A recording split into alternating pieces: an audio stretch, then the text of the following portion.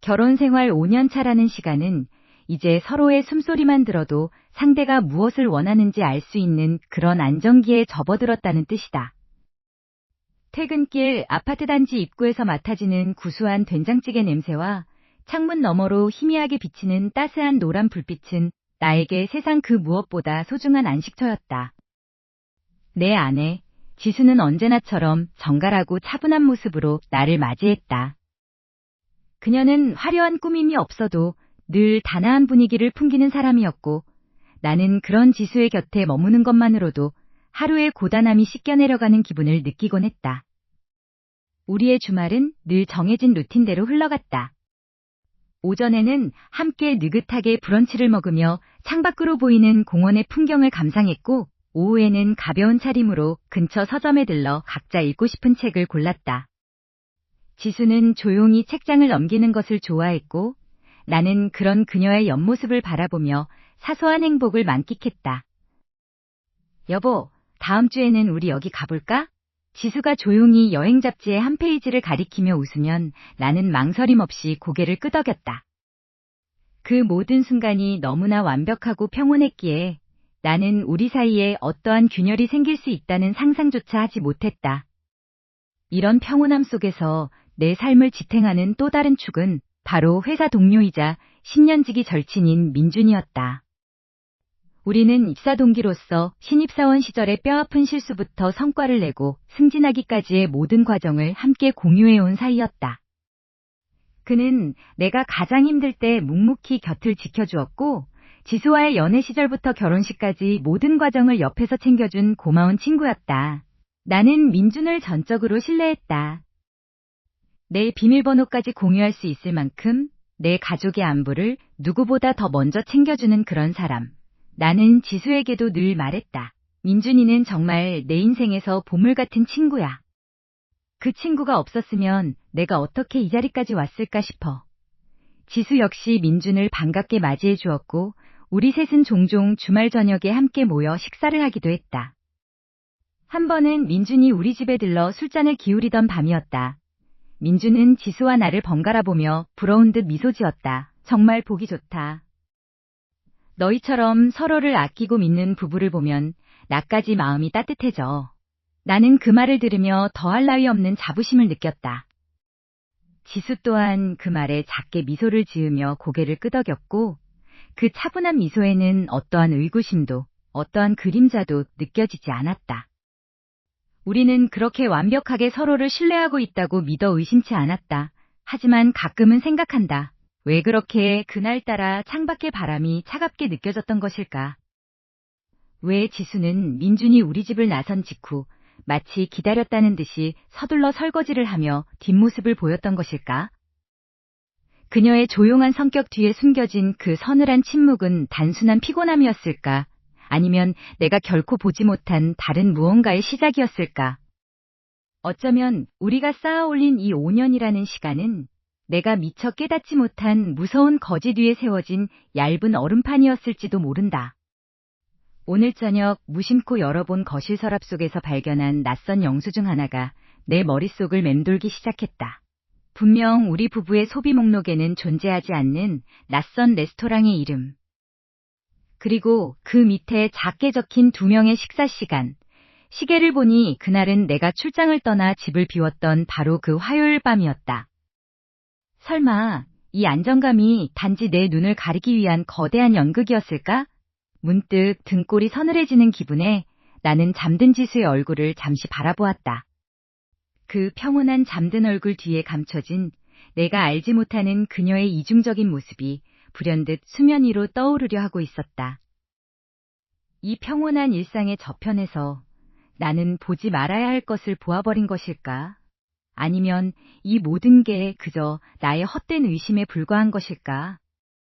평온했던 일상에 아주 미세한 균열이 생기기 시작한 것은 지난달 초부터였다. 5년이라는 시간 동안 우리 부부는 마치 잘 짜인 톱니바퀴처럼 빈틈없이 움직였다. 퇴근 후 함께 저녁을 차려 먹고 주말이면 가까운 공원을 산책하거나 거실에 나란히 앉아 영화를 보는 것. 그것이 우리가 공유하는 행복의 전부였고, 나는 그 소박한 규칙들이 영원히 깨지지 않을 것이라 굳게 믿었다. 하지만 아내가 요가 학원에 등록하겠다고 말한 그날 이후 우리 집의 시간은 조금씩 어긋나기 시작했다. 여보, 나 건강도 좀 챙기고 자세도 교정할 겸 요가 시작해보려고 해. 저녁에 수업이 있는데 괜찮을까? 아내의 목소리는 평소처럼 차분하고 조용했다. 반대할 이유가 전혀 없었다. 오히려 바쁜 일상 속에서 자기 개발을 하려는 아내의 모습이 기특하게 느껴질 정도였다. 하지만 그 기특함은 얼마 지나지 않아 묘한 불편함으로 바뀌었다. 첫 수업 이후 아내는 퇴근 후 집으로 돌아오는 시간이 1시간 정도 늦어지기 시작했다. 고작 1시간. 그 시간은 누군가에게는 짧을지 모르겠지만 매일 저녁 7시 반이면 어김없이 현관문 앞에서 마주하던 우리에게는 결코 짧지 않은 공백이었다. 현관 도어락 소리가 들려오면 나는 습관적으로 시계를 보게 되었다. 8시 반, 9시, 9시 반, 매일 조금씩 늦어지는 귀가 시간만큼이나 거실에 내려앉은 공기도 점차 무거워졌다. 따뜻한 저녁 식사 대신 식어버린 찌개와 정적만이 식탁을 채웠다. 아내는 미안하다는 말 대신 가벼운 목례를 건네며 바로 욕실로 들어갔다. 욕실에서 들려오는 물소리를 들으며 나는 소파에 앉아 텔레비전의 무의미한 화면만 멍하니 바라보았다. 예전 같으면 오늘 있었던 회사 일이나 동료들 이야기를 나누며 웃음꽃이 피었을 시간이었는데 이제는 서로의 호흡 소리조차 들리지 않을 만큼 정막만이 감돌았다. 심지어 내 가장 친한 동료이자 믿음직한 친구인 정호도 요가 수업이 끝나는 시간이 늦는 것 아니냐며 나를 다독이곤 했다. 요즘 요가가 대세긴 하잖아. 유연성 기르려면 시간이 꽤 걸릴 수도 있지. 너무 예민하게 굴지 마. 자네 와이프는 정숙하고 사려 깊은 사람이잖아. 그의 말은 틀린 게 없었다. 하지만 이상하게도 그의 입에서 아내의 이름이 나올 때마다 가슴 한구석이 찌릿하게 저려왔다. 왜일까? 왜 나는 점점 더 집에 있는 것이 불편해지고 아내의 얼굴을 마주하는 것이 두려워지는 걸까? 오늘도 어김없이 9시가 넘어서야 현관문이 열렸다. 땀에 젖은 머리카락, 조금은 상기된 얼굴. 아내는 피곤한 듯 한숨을 내쉬며 거실로 들어섰다. 나는 조심스럽게 자리에서 일어나 아내에게 다가갔다. 오늘따라 아내에게서 나는 묘한 향수 냄새가 섞인 비누향이 평소보다 짙게 느껴졌다. 나는 애써 밝은 목소리를 내며 물었다. 오늘 요가는 어땠어? 수업은 좀 할만했어? 동작은 무리 없었고 질문을 던진 순간 나는 아내의 눈을 똑바로 쳐다보았다. 하지만 아내는 마치 내 질문이 들리지 않는다는 듯이 곧바로 시선을 바닥으로 떨구었다. 찰나의 순간이었지만 그녀의 눈동자가 심하게 흔들리는 것을 보았다. 그녀는 겉옷을 챙기며 아주 짧게 그냥 그래, 피곤하다 라고만 대꾸한 뒤 황급히 방 안으로 들어가 버렸다. 방문이 닫히는 소리가 유난히 크게 들렸다. 아내는 왜 내가 질문을 던지자마자 나의 눈을 피한 것일까? 단순히 피곤해서였을까? 아니면 내가 모르는 무언가가 그녀의 눈 속에 숨어 있는 것일까? 그날 저녁, 현관문이 열리는 소리가 들렸을 때 나는 거실 소파에 앉아 멍하니 텔레비전을 보고 있었다. 평소라면 웃으며 현관으로 달려가 아내를 맞이했겠지만 오늘따라 다리가 천근만근 무거웠다. 요가 수업이 끝났을 시간, 아내는 평소보다 10분 정도 늦게 집에 돌아왔다.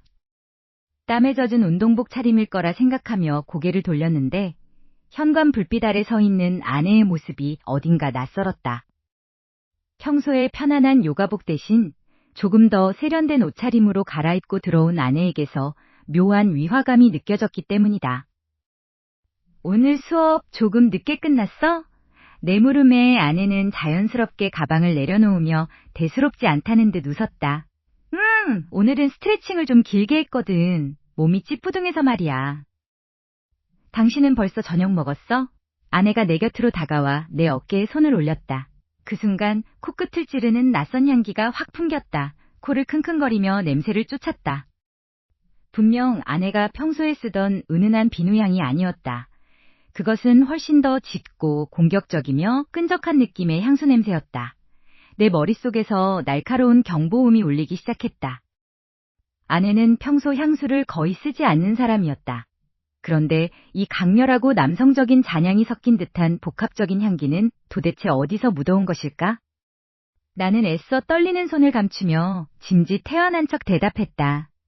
먼저 먹었어. 오늘은 피곤해 보이네. 들어가서 씻어. 아내가 화장실로 들어가는 소리를 듣자마자 나는 거실에 던져진 아내의 가방을 뚫어지게 쳐다보았다. 평소라면 절대 하지 않았을 행동. 내 자존심을 짓밟는 것 같은 그 짓을 오늘 나는 저지르고야 말았다. 아내가 씻는 소리에 맞춰 조심스럽게 가방 속을 뒤졌다. 휴대폰이 진동을 울렸다. 화면에 뜬 이름은 보지 않아도 알 것 같았다. 아니, 확인하고 싶지 않았다. 하지만 내 손가락은 이미 잠금 화면을 풀고 있었다. 비밀번호는 그대로였다. 메시지 창을 열자마자 내 심장은 쿵 하고 바닥으로 떨어지는 기분이었다. 회사 동료이자 내 유일한 친구인 그 녀석과 아내가 주고받은 대화가 눈앞에 펼쳐졌다. 오늘 고생했어. 다음에는 더 좋은 곳으로 가자라는 평범한 말들 속에서 나는 묘한 불쾌감을 느꼈다. 게다가 녀석이 최근 외부 미팅이라며 외근을 자주 나갔던 날짜들과 아내가 요가 수업에 갔던 시간대가 완벽하게 일치했다. 나는 곧장 노트북을 켜서 차량 블랙박스 영상을 확인하기 시작했다. 며칠 전 아내가 요가 학원에 간다고 했던 날의 경로를 찾아내 재생 버튼을 눌렀다. 영상 속에서 아내는 요가 학원이 아닌 시내 중심가에 있는 어느 고급 호텔 근처 카페에 주차를 하고 누군가를 기다리고 있었다. 10분 뒤 익숙한 실루엣의 남자가 나타났다. 내 절친한 동료, 그 녀석이었다. 그들은 아무렇지 않게 서로의 손을 잡고 건물 안으로 사라졌다. 내 손에서 식은땀이 흐르기 시작했다. 화장실 문이 열리는 소리가 들렸다. 나는 급하게 노트북을 덮고 다시 소파로 몸을 돌렸다. 샤워를 마치고 나온 아내는 머리카락에서 물기를 털어내며 평소처럼 나를 보며 미소 지었다. 그 미소가 지금은 왜 이렇게 소름 끼치게 느껴지는 걸까? 아내가 다시 내 옆에 앉았다. 가까워진 거리만큼 아내의 몸에서 배어나오는 짙은 향기가 다시 한번 내 후각을 자극했다. 분명히 말하지만 이 냄새는 아내의 것이 아니다. 그렇다면 내 옷에 묻어 있어야 할 그 향기가 왜 아내의 피부에서, 그리고 아내가 입고 있던 그 옷가지에서 배어나오고 있는 걸까? 내 심장은 이미 갈기갈기 찢겨나가고 있었다. 하지만 나는 울 수도 소리칠 수도 없었다. 이 향기의 주인은 도대체 누구인가? 내가 알고 있는 그 녀석의 향수와 이 향기가 소름 돋을 정도로 똑같다는 사실을 나는 어떻게 받아들여야 하는 걸까? 아내의 옆얼굴을 바라보며 나는 처음으로 내 가정의 평화가 완전히 무너져 내리는 소리를 들었다. 이제 나는 더 이상 예전의 나로 돌아갈 수 없음을 직감했다. 이 지독하고 끔찍한 향기의 끝에는 내가 차마 마주하고 싶지 않았던 가장 잔인한 진실이 숨어 있었다. 그 진실의 냄새가 내 코끝을 감싸며 나를 질식시키고 있었다. 심장이 터질 것 같았다. 운전대를 잡은 손에 땀이 배어 나와 미끄러질 지경이었다. 분명 요가 학원으로 향한다던 아내의 차는 강남의 복잡한 도로를 벗어나 한적하고 고급스러운 주거단지가 밀집된 곳으로 들어서고 있었다. 오후 7시 30분, 퇴근길에 정체마저 뚫고 쫓아온 보람이 이런 식으로 나타날 줄은 몰랐다. 의심이 확신으로 바뀌는 순간의 그 서늘함은 온몸의 피를 얼어붙게 만들었다. 아내의 차가 멈춰선 곳은 요가 학원이 아니었다. 철저하게 외부인의 출입을 통제하는 듯한 높고 차가운 벽으로 둘러싸인 최고급 주상복합 아파트 지하 주차장이었다. 나는 아내의 차로부터 3대 정도 뒤쳐져 거리를 유지하며 엔진 시동을 껐다. 정적이 감도는 주차장 안에서 내 거친 숨소리가 유난히 크게 들렸다. 창문을 살짝 내리자 지하 주차장의 그 특유의 눅눅하고 싸늘한 공기가 훅 끼쳐왔다. 저 멀리 아내의 차 문이 열리고 익숙한 그녀의 실루엣이 내려왔다. 하지만 내가 알던 모습과는 조금 달랐다. 차분하고 수수했던 평소의 아내와는 달리 그녀는 어딘가 들떠있는 듯한 걸음걸이로 누군가를 기다리고 있었다. 내 눈앞에서 벌어지는 상황이 도무지 믿기지 않았다. 5년이라는 세월 동안 우리가 쌓아온 신뢰가 저 주차장의 어둠 속에서 무너져 내리고 있었다. 그녀가 휴대폰을 꺼내 누군가와 메시지를 주고받더니 이내 환하게 웃음을 터뜨렸다. 집에서는 좀처럼 보기 힘든 그토록 생기 넘치는 표정이었다. 가슴 한구석이 찌릿하게 아려왔다. 저 웃음은 누구를 향한 것인가? 왜 하필 이곳인가? 왜 나에게는 숨겼어야 했나? 수많은 질문이 머릿속을 맴돌았지만 지금 당장 차에서 내려 따져 묻고 싶은 충동을 간신히 억눌렀다. 덜덜 떨리는 손으로 스마트폰을 꺼내 카메라를 켰다. 줌을 최대한 당겨 어둠 속에 갇힌 그들의 모습을 담기 시작했다. 선명하지는 않았지만 명백한 배신의 현장이 화면 속에 박제되고 있었다. 그때 저 멀리서 고급 세단 한 대가 미끄러지듯 주차장 안으로 들어와 아내의 차 바로 옆에 멈춰섰다. 엔진 소리가 잦아들고 잠시 후 운전석 문이 열렸다. 나는 숨을 멈추고 화면을 응시했다. 시야가 흐릿해 눈을 비비고 다시 보았다. 심장이 덜컥 내려앉는 기분이었다. 검은색 코트를 입은 남자가 차에서 내려 기다리고 있던 아내를 향해 천천히 다가갔다. 아내는 망설임 없이 그 남자의 품으로 파고들었다. 두 사람이 서로를 안고 속삭이는 모습은 너무나도 자연스러웠다. 오랜 시간 서로를 탐닉해온 연인들만이 가질 수 있는 그런 익숙함이었다. 남자의 얼굴은 차 안의 어둠과 기둥의 그림자에 가려져 명확히 보이지 않았다. 하지만 그 실루엣, 어깨의 각도, 그리고 걸음걸이, 이상하게도 낯설지 않았다. 마치 어제 사무실에서 마주쳤던 동료의 뒷모습과 기시감이 들 정도로 닮아 있었다. 설마 그럴 리가 없다고 내 의심이 만들어낸 망상일 뿐이라고 스스로를 다독여보려 했다. 하지만 남자가 차 문을 닫고 아내의 허리를 감싸 안으며 주차장 입구 쪽으로 걸음을 옮기는 그 순간 가로등 불빛이 그의 옆모습을 살짝 비췄다. 손에 든 카메라의 셔터 버튼을 누를 생각조차 하지 못했다. 그 남자가 고개를 살짝 돌려 아내의 귓가에 무언가 속삭였을 때 나는 깨달았다. 저 남자가 짓고 있는 그 특유의 비릿한 미소, 그리고 아내가 그를 바라보며 짓는 저 눈빛은 내가 가장 믿었던 절친한 동료와 내 아내가 비밀스럽게 공유하고 있는 언어라는 것을. 나는 떨리는 손으로 다시 한번 줌을 최대로 당겼다. 이제는 똑똑히 확인해야 했다. 이 지옥 같은 상황의 끝에 서 있는 나를 배신하고 내 가정을 파괴하고 있는 저 남자의 얼굴을. 한 걸음, 두 걸음, 그들이 점점 밝은 곳으로 나오고 있었다. 이제 곧 그의 얼굴이 드러날 것이다. 과연 내가 알고 있던 형님 동생하며 매일같이 점심을 먹던 그 사람일까? 아니면 또 다른 누군가일까? 그 남자가 고개를 완전히 내 쪽으로 돌린 순간 나는 비명을 지를 뻔했다. 그곳에 서 있는 사람은 현관문이 열리는 소리와 함께 아내가 들어왔다. 평소와 다름없는 저녁 8시. 하지만 오늘따라 그녀가 내뿜는 공기가 어딘가 낯설게 느껴졌다. 요가 매트를 든 손끝이 아주 미세하게 정말 눈치채기 힘들 정도로 떨리고 있었다. 나는 거실 소파에 앉아 텔레비전 소리를 죽인 채 그녀를 기다리고 있었다. 불을 켜지 않은 거실, 어둠 속에서 나는 짐승처럼 그녀의 표정을 살폈다.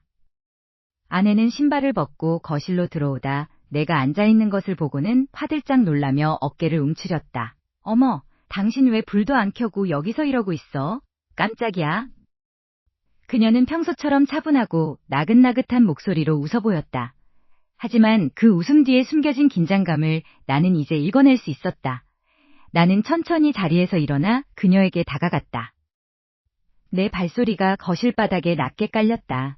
아내는 자연스럽게 옷을 갈아입으러 방으로 들어가려 했지만 나는 그녀의 앞을 가로막고 낮게 읊조렸다. 오늘 요가 수업은 어땠어?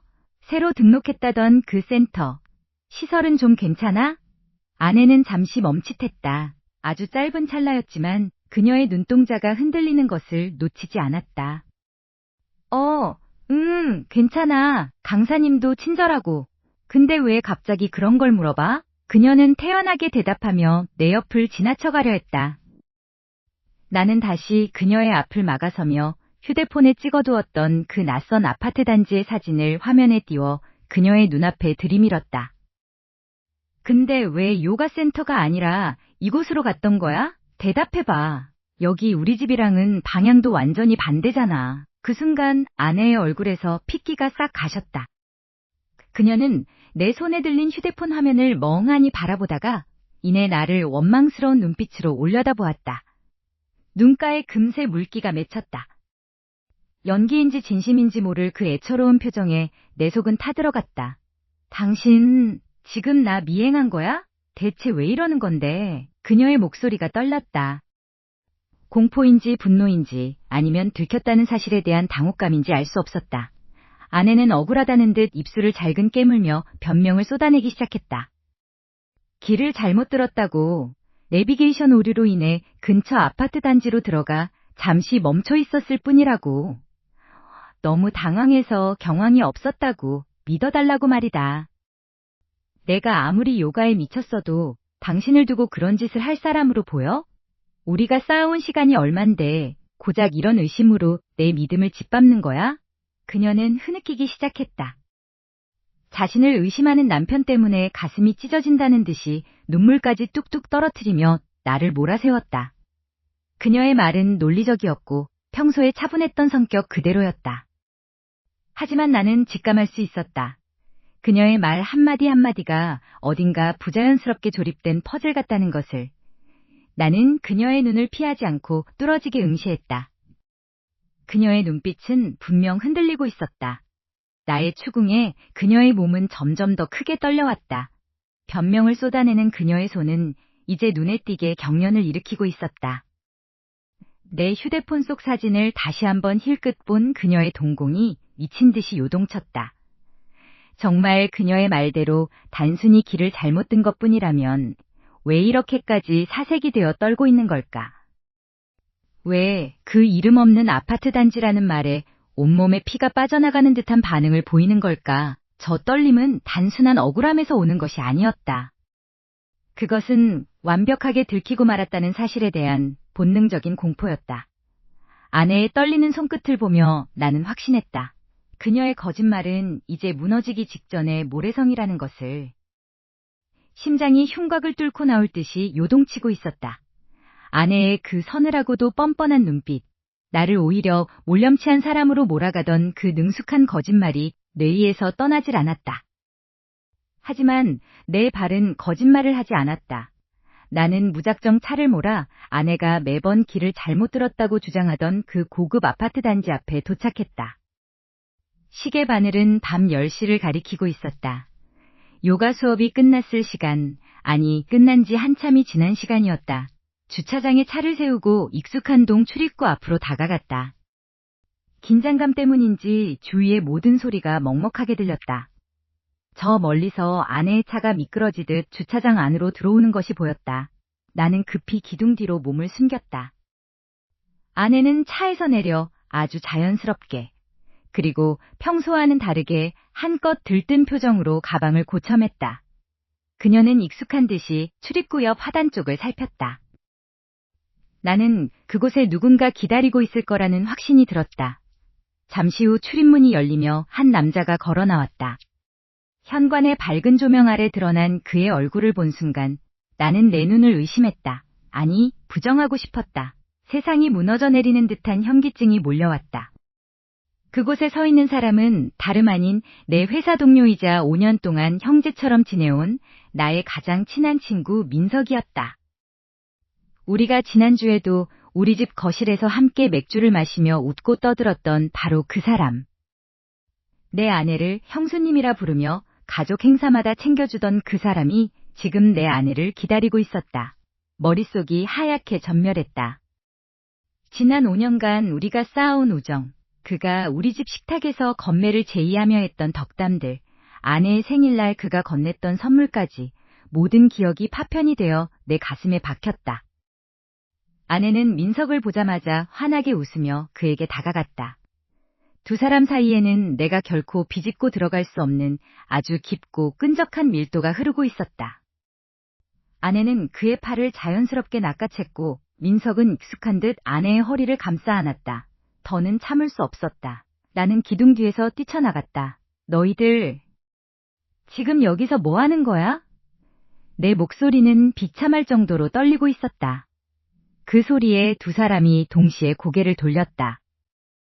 아내의 얼굴에서 미소가 순식간에 증발했고 민석의 눈동자가 갈 곳을 잃고 흔들렸다. 나는 한 걸음씩 그들에게 다가갔다.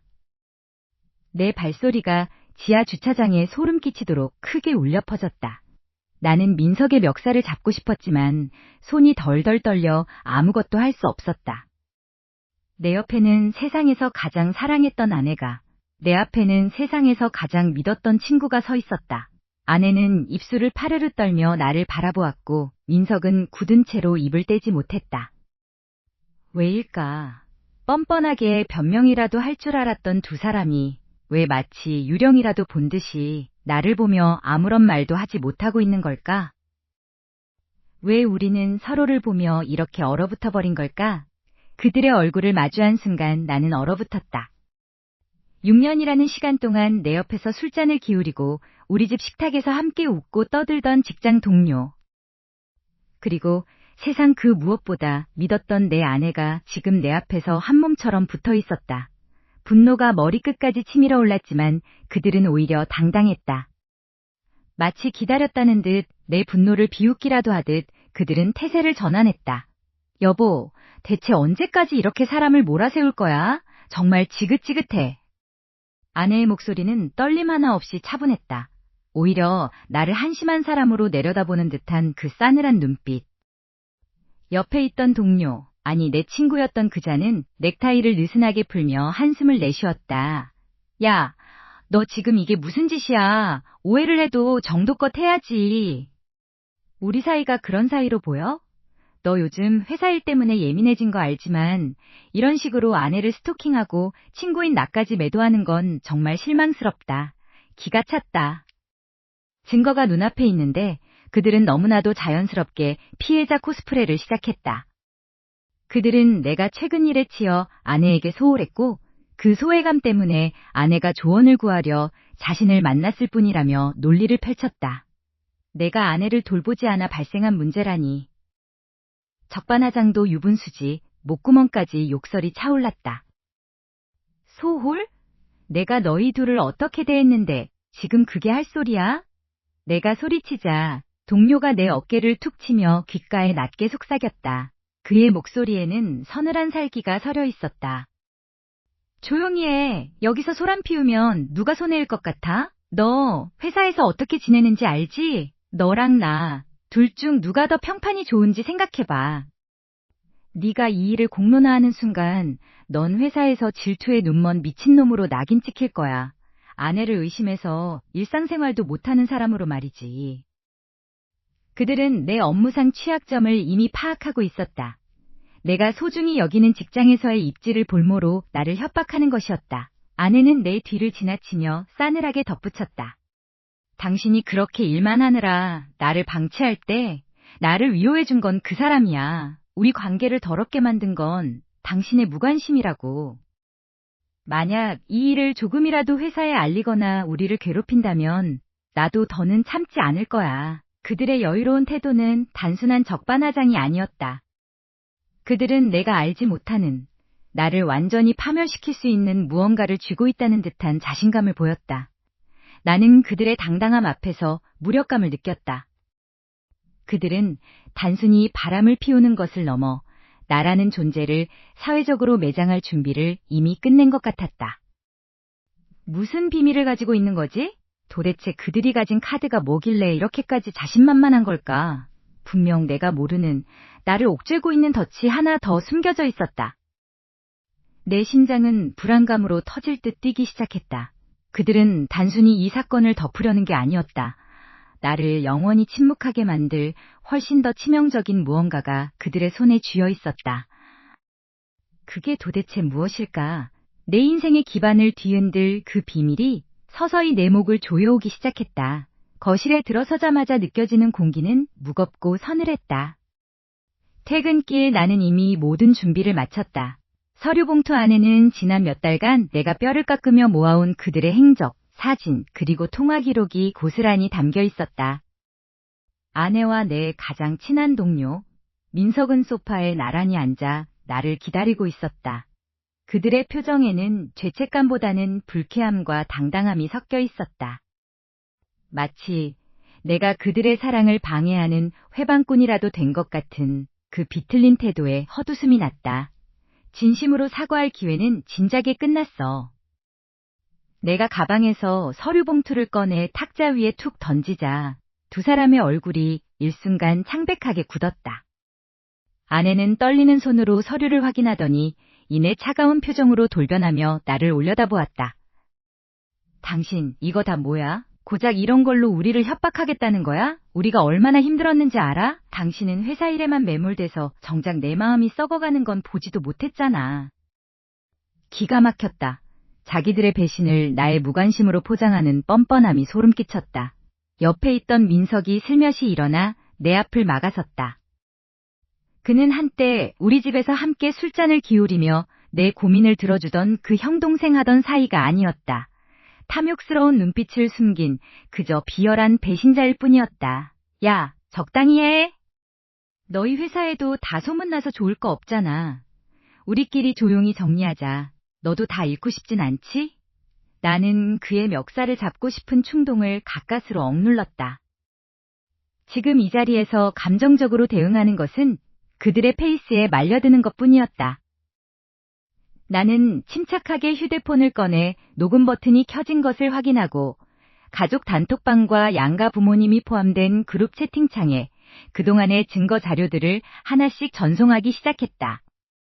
조용히? 아니, 난 이제 조용한 건 싫어. 너희가 공들여 쌓아올린 그 거짓말의 성이 어떻게 무너지는지 똑똑히 지켜봐. 오늘 밤 양가 부모님들께 내가 어떤 대접을 받고 살았는지, 그리고 너희가 내 뒤에서 무슨 짓을 벌였는지 상세히 알릴 생각이야. 내 인생을 더럽힌 대가는 너희 인생 전체로 치르게 될 거야. 내 말에 민석의 얼굴이 일그러졌다. 아내는 뒤늦게 사태의 심각성을 깨달았는지 내 바짓가랑이를 붙잡으려 했지만 나는 차갑게 그 손을 뿌리쳤다. 지난 5년의 세월이 단 몇 분 만에 증오로 치환되는 과정은 예상보다 훨씬 더 명쾌했다. 당신, 정말 이럴 거야? 우리 사이에 정이 조금이라도 있다면, 정이 있었으면 이런 짓은 안 했어야지. 너희 둘은 나라는 사람을 기만했어. 내 가정을, 내 우정을, 내 신뢰를 전부 쓰레기통에 처박은 건 너희들이야. 나는 미리 준비해둔 이혼 소장과 재산 분할 청구서를 탁자 위에 펼쳤다. 이제는 돌아갈 수 없는 강을 건너고 있었다. 나는 떨리는 심장을 부여잡고 현관문 쪽으로 시선을 돌렸다. 등 뒤에서 아내와 민석이 서로를 원망하며 삿대질하는 소리가 들려왔다. 이제 나는 이 지긋지긋한 집을 나가기만 하면 된다. 내 인생에서 이들을 완전히 지워버리는 작업, 그 첫 단추를 끼우는 순간이었다. 현관문을 열기 직전 나는 잠시 멈춰서서 내 손에 든 가방을 꽉 쥐었다. 모든 진실을 폭로하고 나면 과연 내 마음은 후련해질까? 아니면 또 다른 파국이 나를 기다리고 있을까? 손잡이를 돌리는 나의 손이 미세하게 떨리고 있었다. 나는 과연 이 치욕스러운 관계를 오늘 밤 지금 당장 완전히 끝낼 수 있을까? 이혼 서류에 마지막 도장을 찍고 법원을 나섰던 그날의 공기는 유난히 차가웠다. 계절이 몇 번 바뀌었는지도 모를 만큼 나는 그저 무미건조한 일상을 버텨내는 기계처럼 살았다. 사람들은 시간이 약이라고 말하지만 내게 시간은 그저 상처 위에 굳은 살을 덧대어가는 고통스러운 과정일 뿐이었다. 배신은 단순히 사랑하는 사람을 잃은 슬픔이 아니었다. 그것은 내가 쌓아올린 지난 5년이라는 세월의 의미 자체를 부정당하는 일이었고 내가 믿었던 세상의 질서가 통째로 붕괴하는 경험이었다. 거실 한 구석에는 그녀가 남기고 간 짐들이 전부 정리되어 있었지만 여전히 집안 곳곳에는 그녀의 온기가 잔상처럼 남아있었다. 아침에 눈을 뜨면 습관적으로 옆자리를 더듬는 내 손길이 징그러울 정도로 싫었다. 가장 견디기 힘든 것은 그 둘에 대한 기억이 아니었다. 그토록 가까이에서 나를 기만하며 웃고 떠들던 그들의 얼굴이 내 퇴근길 풍경 속에 그리고 우리가 함께 갔던 맛집의 간판 속에 박제되어 있다는 사실이었다. 나는 텅 빈 집에서 혼자 술잔을 기울이는 대신 늦은 밤 공원을 걷기 시작했다. 아무도 없는 새벽의 공기는 투명했고 그 속에서 나는 나를 되찾기 위해 애썼다. 내가 정말로 좋아했던 것은 무엇이었을까? 아내라는 이름의 존재가 아닌 나라는 인간은 어떤 가치를 지닌 사람이었을까? 배신당하기 전에 나는 타인의 감정을 우선시하느라 정작 내 마음을 돌보는 데는 서툴렀다. 그들은 나의 그 착한 성품을, 나의 그 묻어난 신뢰를 가장 완벽한 범죄의 도구로 사용했다. 직장 동료였던 그 녀석의 웃음소리가 사무실 복도에서 들릴 때마다 나는 구역질을 참아야 했다. 그가 내 눈을 똑바로 보며 아무렇지 않게 업무를 논의할 때 그 이중적인 얼굴 뒤편에서 나를 비웃던 그들의 연극이 떠올랐다. 하지만 이제 나는 더 이상 그들의 감정에 휘둘리지 않기로 했다. 복수라는 감정은 여전히 내 마음속 불씨처럼 타오르고 있었지만 그것이 나를 태우게 두지는 않으려 한다. 나는 나를 파괴하는 방식으로 그들에게 보복하는 것이 아니라 그들이 감히 짐작하지도 못할 만큼 더 단단하고 행복한 삶을 살아냄으로써 나의 정당성을 증명하기로 마음먹었다. 어젯밤 서랍 깊숙한 곳에서 예전 부부 동반 모임에서 찍었던 사진을 발견했다. 환하게 웃고 있는 우리 셋. 그때의 나는 참으로 어리석고 순진했다. 나는 그 사진을 천천히 찢어 쓰레기통에 버렸다.